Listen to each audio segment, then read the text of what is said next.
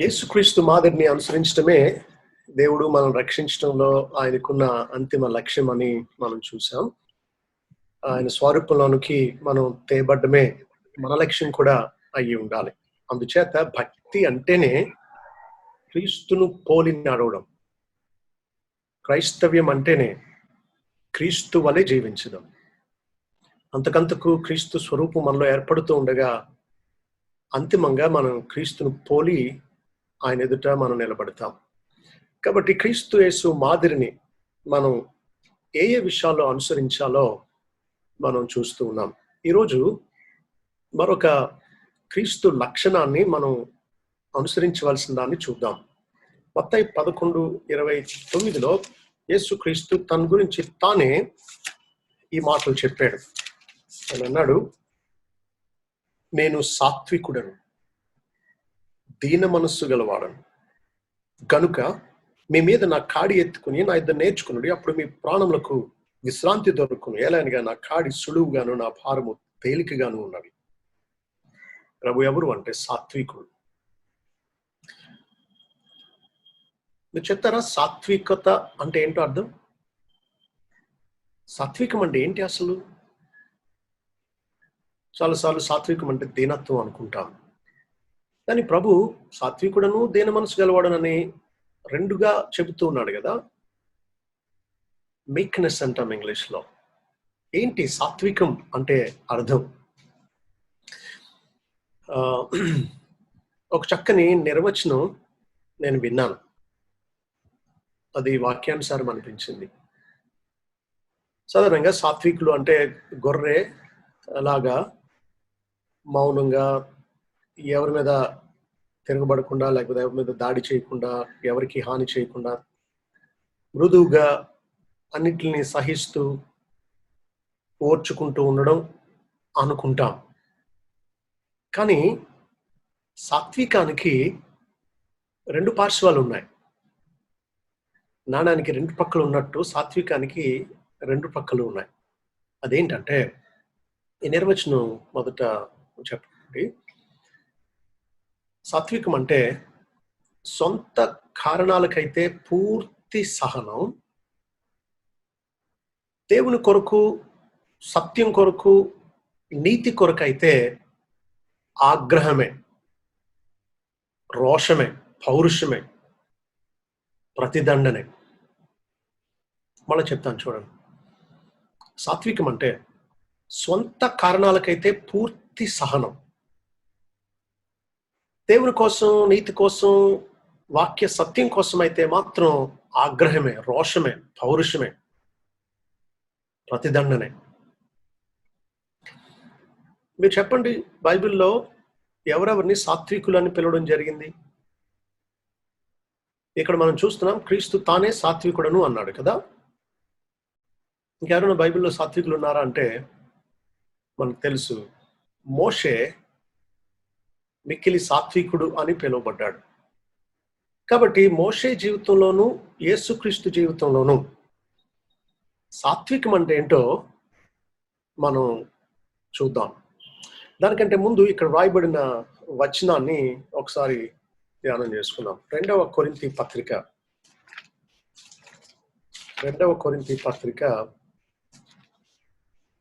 7వ అధ్యాయం 10-11 వచనాలు. దైవ చిత్తానుసారమైన దుఃఖము రక్షణార్థమైన మారు మనసును కలుగజేయును. ఈ మారు మనసు దుఃఖమును పుట్టించదు. అయితే లోక సంబంధమైన దుఃఖము మరణమును కలుగజేయను. లోక సంబంధమైన దుఃఖం, దైవ చిత్తానుసారమైన దుఃఖం, వీటికి తేడా చూపిస్తూ దైవ చిత్తానుసారమైన రక్షణార్థమైన మారు మనసు కలిగించే దుఃఖం మనలో ఏమేం పుట్టిస్తుందో చూడండి. 11వ వచనంలో అన్నాడు. అలా నిజమైన మారు మనసు మనల్ని చేతకాని వాళ్ళలాగా, లేకపోతే తప్పును చూసి చూడనట్టుగా, పోనీలే అని వదిలేసేటట్టుగా, అన్నిటిని ఓర్చుకోమన్నాడు కాబట్టి ఇక తప్పును కూడా సహిద్దాం, సరి చేయకుండా అనేటట్లుగా మనల్ని ఉండనివ్వదు. చూడండి 11వ వచనం చూడండి ఎంత కీలకమైందో. మీరు దేవుని చిత్త ప్రకారము పొందిన ఈ దుఃఖం, అంటే మన మారు మనసుకు ప్రేరేపించిన దేవుని చిత్త ప్రకారమైన దుఃఖం మనలో ఏమేమి పుట్టిస్తుందో చూడండి. మీరు దేవుని చిత్త ప్రకారం పొందిన ఈ దుఃఖము ఎట్టి జాగ్రత్తను, ఎట్టి దోష నివారణకైన ప్రతివాదమును, ఎట్టి ఆగ్రహమును, ఎట్టి భయమును, ఎట్టి అభిలాషను, ఎట్టి ఆసక్తిని, ఎట్టి ప్రతిదండనను మీలో పుట్టించునో చూడండి. చూడండి ఎంత తీవ్రమైన పదాలు వాడుతూ ఉన్నాడు. కాబట్టి మారు మనసు పొంది పాపాన్ని అసహించుకుని పాపాన్ని విడిచిపెట్టి రక్షింపబడినటువంటి వారిలో ఏమేమి ఉంటాయి? జాగ్రత్త ఉంటుంది. అది కూడా చూడండి, ఎట్టి జాగ్రత్త అంటున్నాడు. అంటే ఎలాంటి జాగ్రత్త పుట్టిందో చూడండి అంటున్నాడు. కాబట్టి రక్షింపబడిన మారు మనసు ద్వారా క్రీస్తునందుల విశ్వాసం నుంచి రక్షింపబడిన వారిలో జాగ్రత్త పుడతా ఉంది. అంతేకాదు, ఎట్టి దోష నివారణకైన ప్రతివాదం అంటున్నాడు. దోషాన్ని పోనీలే దేవుడు చూసుకుంటాడులే అని వదిలేసేది కాదు. ఇది దోషాన్ని నివారిస్తుంది. ఆ నివారించడానికి ప్రతివాదం అన్నమాట ఇది. అంటే సహించలేని ఫీనెహసు దేవుడు సహించలేని దాన్ని తాను సహించినట్టు నిజమైన మారు మనసు పొందిన వ్యక్తులు దోషాన్ని నివారిస్తారు, దాని గురించిన ప్రతివాదాన్ని కనుపరుస్తారు. ఇంకా అంటున్నాడు, ఈ పదం చూడండి ఎలాంటి పదం వాడాడు. మారు మనసు పొందిన వారిలో ఎట్టి ఆగ్రహం దైవ చిత్తానుసారమైన దుఃఖం పుట్టించిందో చూడండి అంటున్నాడు. ఆగ్రహం అంటే ఇది మామూలు కోపం కాదు, ఇది రగులుకు పోయే ఆగ్రహం ఉంటుందట. ఎట్టి భయం, ఎట్టి అభిలాష, ఎట్టి ఆసక్తి, ఎట్టి ప్రతిదండనను మీలో పుట్టించినో చూడండి అంటున్నాడు. కాబట్టి రక్షింపబడిన వ్యక్తులమైన మనం సాత్వికం కలిగి ఉండాలి, క్రీస్తుని పోలి. ఈ సాత్వికం సొంత కారణాలకైతే పూర్తిగా సహిస్తుంది, కానీ దేవుని కోసం, నీతి కోసం, సత్యం కోసం అయితే ఆగ్రహాన్ని, దోష నివారణకైన ప్రతివాదాన్ని, ప్రతిదండనను, అభిలాషను, ఆసక్తిని కనుపరిచేది. కాబట్టి మళ్ళా చెప్పనివ్వండి, సాత్వికం అంటే సొంత కారణాలకు పూర్తి సహనం, దేవుని కోసం, సత్యం కోసం, నీతి కోసం అయితే ఆగ్రహమే. బైబిల్లో ఇద్దరిని సాత్వికులుగా పిలవడం జరిగిందని చూసాం కదా, యేసుక్రీస్తు అలాగే మోషే.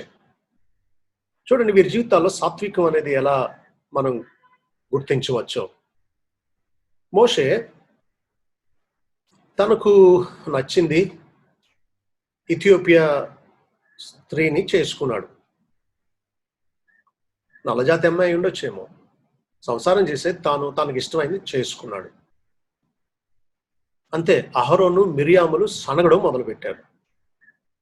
ఎంతవరకు వెళ్ళిపోయారంటే, దేవుడు మోషే ద్వారానే మాట్లాడా, మాతో మాట్లాడలేదా, మోషే ఏంటంటే పెద్ద అని దేవుని ఏర్పాటునే శంకించడం మొదలు పెట్టారు. మోషే సంఖ్యాకాండం 12 చూస్తాం, అస్సలు నోరు మెదపలేదు. అయితే దేవుడు ఊరుకోలేదు. నా సేవకునికి వ్యతిరేకంగా మీరు మాట్లాడడానికి ఎందుకు భయపడలేదు అని చెప్పి ఆయన కోపం కనుపరిచాడు. ఆయన కోపంతో వెళ్ళిపోయినప్పుడు మిరియాము తెల్లని కుష్టుగలదయింది. ఆ టైంలో కూడా మోషే దేవుణ్ణి బ్రతిమాలుతూ ఉన్నాడు, ఈ పాపం వీరి మీద మోపకు అని. చూసారా, సొంత కారణాలను బట్టి ఎంత సహనం చూపిస్తూ ఉన్నాడో.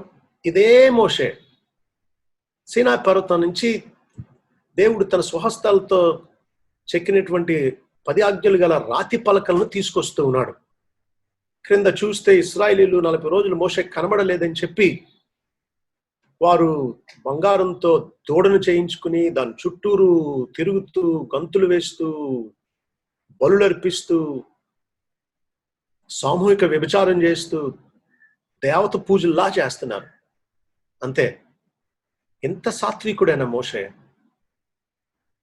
ఆ 2 రాతి పలకలను నేలకేసి పగలగొట్టేశాడు. ఆయన ఏం చేస్తూ ఉన్నాడంటే, మీరు చేసింది ఇదే అని చెప్తూ ఉన్నాడు. మీరు దేవుని ఆజ్ఞలను బద్దలు చేసేశారు అంటున్నాడు. కిందకు వచ్చాడు, ఆ బంగారు దూడను కరిగించేసి దాని ఆనవాళ్లు కనబడకుండానట్లు ప్రజలకు పట్టించేశాడు. దూడ ఆనవాళ్ళు ఉండకూడదు అన్నమాట, అసలు అవశేషాలు కూడా ఉండకూడదు. మీకు తెలుసా, ఆ రోజు మోషే 3,000 మందిని చంపించేశాడు. అసలు తట్టుకునేది లేదన్నమాట. దేవుని విషయాల్లో రాజీ పడేది లేదన్నమాట. ఇదండి సాత్వికం అంటే. మనల్ని ఎవరు అన్యాయంగా అన్నా ఓర్చుకోవాల్సిందే.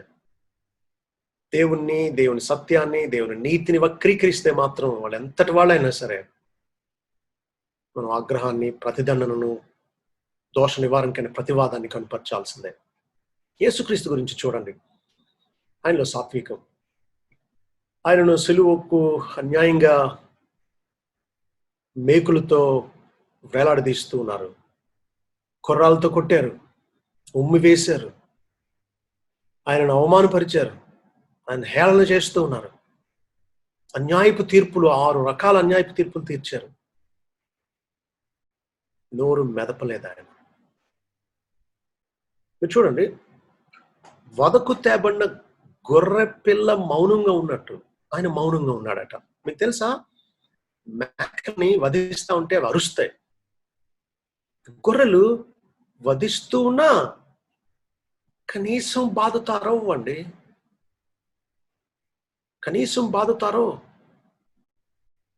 యేసుక్రీస్తు సిలువలో కనీసం నొప్పితో అరిచినట్టుగా కూడా లేదు కదా. ఎంత భరించాడో. అందుకనే జాన్ ఫ్లేవెల్ అనే ప్యూరిటన్ రైటర్ ఒక ఆయన క్రీస్తు సిలువ శ్రమలు సహించడం గురించి మాట్లాడుతూ అంటాడు, he was like a brazen pillar అంటాడు. అంటే ఇత్తడి స్తంభంలా ఉండిపోయాడంట. కొడతా ఉంటే, ఆయనను అవమానపరుస్తూ ఉంటే చెక్కు చెదరకుండా దేవుని కోసం మన నిమిత్తం అలా భరించాడంతే. నోరు మెదపలేదు. ఎంత అన్యాయాన్ని సహించాడు. పాపాత్ములు తనకు వ్యతిరేకంగా చేసిన తిరస్కారం అంతా ఓర్చుకున్నాడు. ఎబ్రీ 12:3-4 ప్రకారం. అయితే ఇదే సాత్వికుడైన యేసుక్రీస్తు దేవాలయాన్ని, తన తండ్రి ఇంటిని దొంగలగోగా చేసినందుకు ఆయన చూస్తూ ఊరుకోలేదు. ఆయన ఏం చేశాడు అంటే, చూడండి, యోహాను సువార్త 2వ అధ్యాయం 13వ వచనం నుండి 17వ వచనం వరకు. యోహాను సువార్త 2వ అధ్యాయం 13 నుంచి 17 వరకు. యూదుల పస్కా పండుగ సమీపింపగా యేసు యెరూషలేమునకు వెళ్ళి దేవాలయంలో ఎడ్లను, గొర్రెలను, పావురములను అమ్మువారును, రోకలు మార్చువారును కూర్చుండుట చూచి త్రాళ్లతో కొరడాలు చేసి గొర్రెలను, ఎడ్లనన్నిటినీ దేవాలయంలో నుండి తోలివేసి రోకలు మార్చువారి రోకలు చల్లివేసి వారి బల్లలు పడద్రోసి పావురములు అమ్మేవారితో వీటిని ఇక్కడి నుండి తీసుకొని పొండి నా తండ్రి ఇల్లు వ్యాపారపు ఇల్లుగా చేయకూడని చెప్పాను. ఆయన శిష్యులు నీ ఇంటిని గురించిన ఆసక్తి నన్ను భక్షించునని వ్రాయబడినట్టు జ్ఞాపకం చేసుకునేది. చూసారా, దేవుని విషయాల్లో రాజీ పడేది లేదు. తన తండ్రి ఇల్లు దేవాలయం, దాన్ని దొంగలగోగా చేసేశారు. మీకు తెలుసా, ప్రధాన యాజకులు ఏ తెగకు చెందినవారో? శాస్త్రుల, పరిసయ్యుల, సద్దుకయ్యుల అని అంటే ప్రధాన యాజకులు సద్దుకయ్యులు. అసలు సద్దుకయ్యులు పునరుత్థానమే లేదనేవాళ్ళు, దేవదూతలు లేరనేవారు. అలాంటి వాళ్ళు ప్రధాన యాజకులుగా పిలాతుకు, రోమ ప్రభుత్వానికి లంచాలు ఇచ్చి తమ ప్రధాన యాజకత్వాన్ని కాపాడుకుంటూ వచ్చారు. అన్న, కైప వీళ్ళందరూ కూడా ఇదొక దొంగల ముఠాలా ఉందన్నమాట. దేవుని పేరట వచ్చేటువంటి వారిని, బలులు అర్పించే వారిని మోసం చేస్తూ దోచుకుంటూ ఉన్నారు. దేవుని చిత్తం అయితే ఈ వాక్య భాగం మీద ఎప్పుడైనా నేను వివరంగా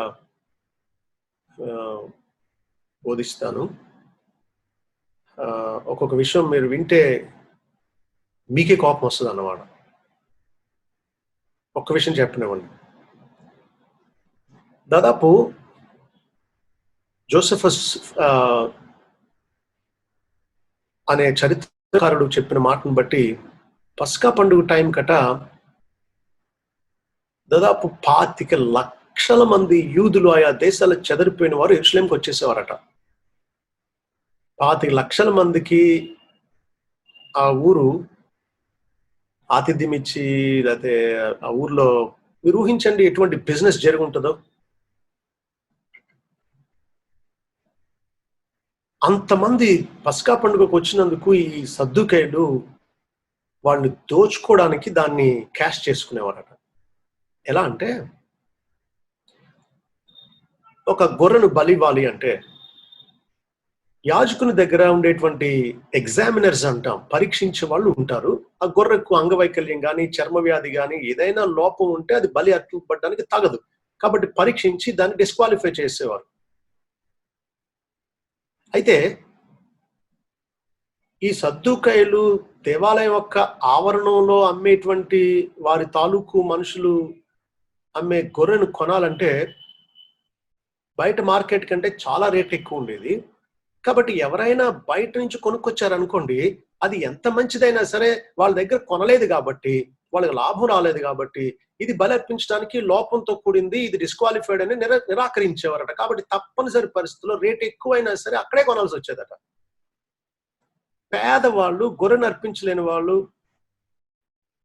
పావురాల్ని అర్పిద్దాం అనుకుంటే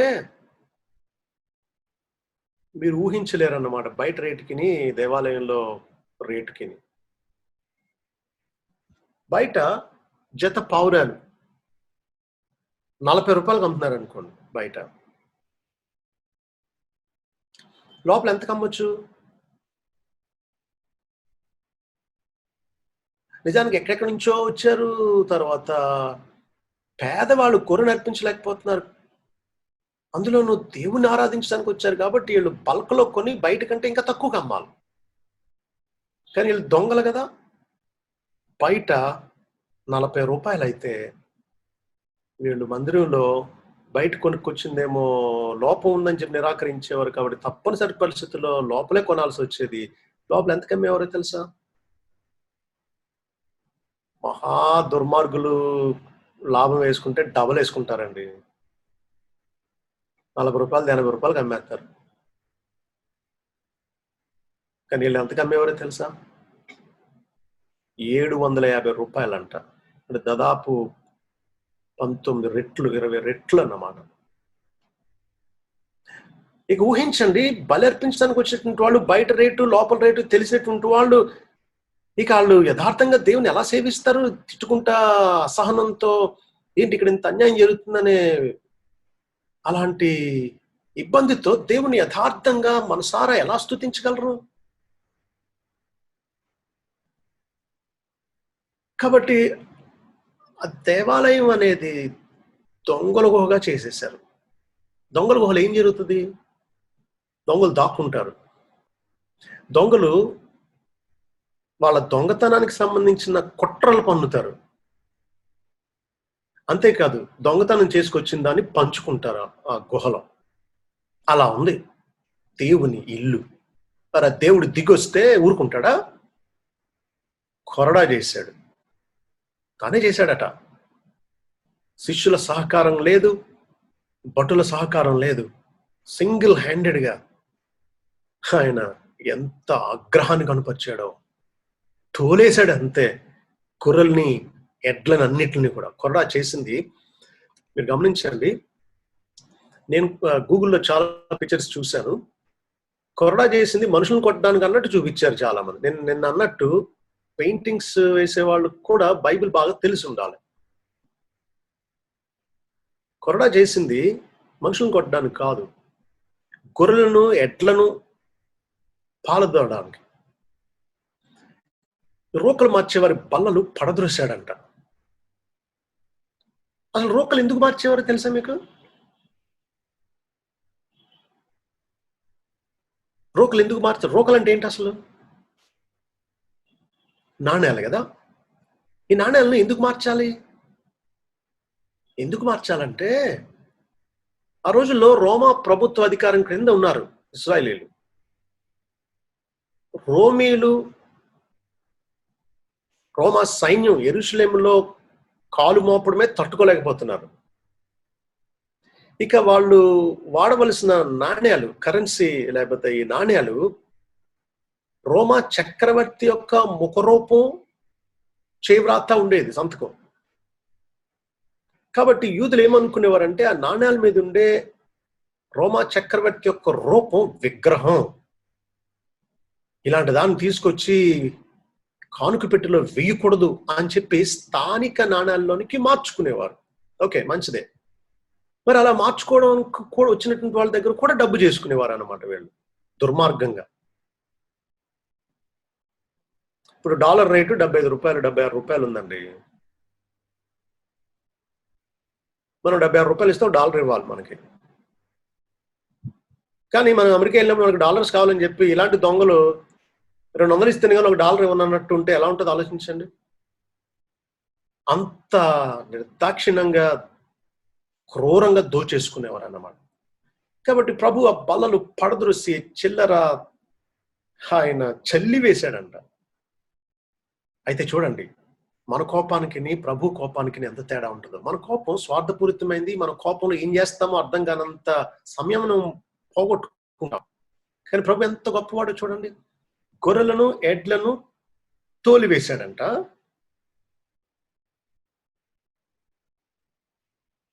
రూకలు మార్చేవారు రూకలు చల్లివేశాడు. వారి బల్లలు పడద్రోశాడు.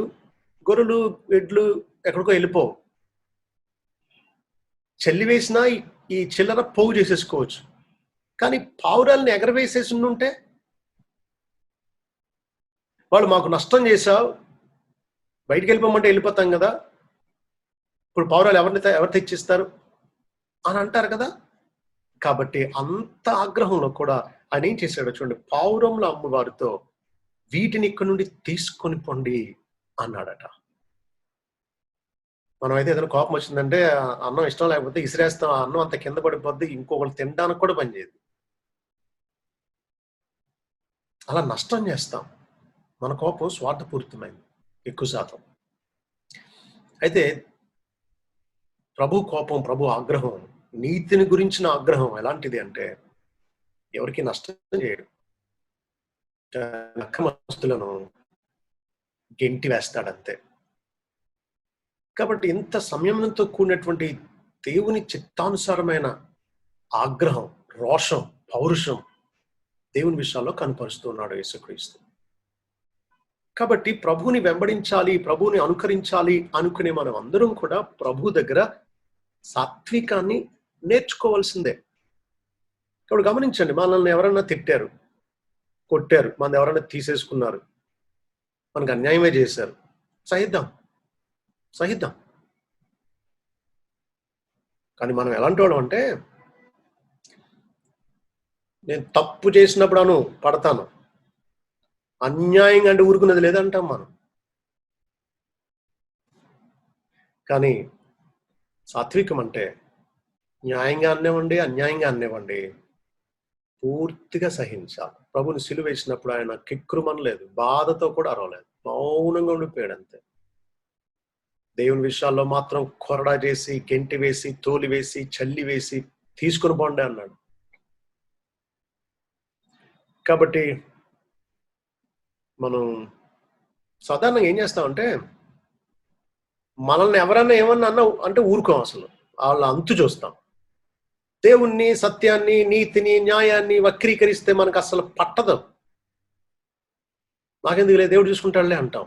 అందుకని నీ దేవుడు ఇంకా సజీవంగా పెట్టింది ఆయన కోసం నిలబడ్డానికి కదా. మన గురించి ఎవరన్నా అంటే కాదు ఫీల్ అవ్వాల్సింది.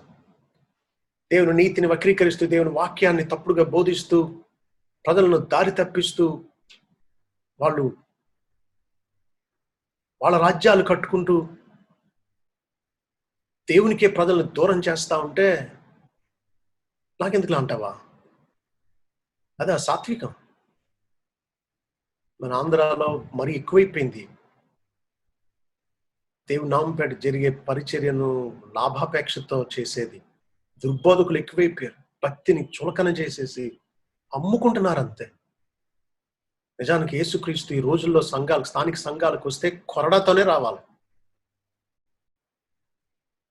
భక్తుడు అంటాడు, ఆయనట బలవంతంగా ఎవరిని మందిరానికి లాక్కురాడట, అయోగ్యుల్ని బలవంతంగా గింటేస్తాడంట మందిరంలోంచి.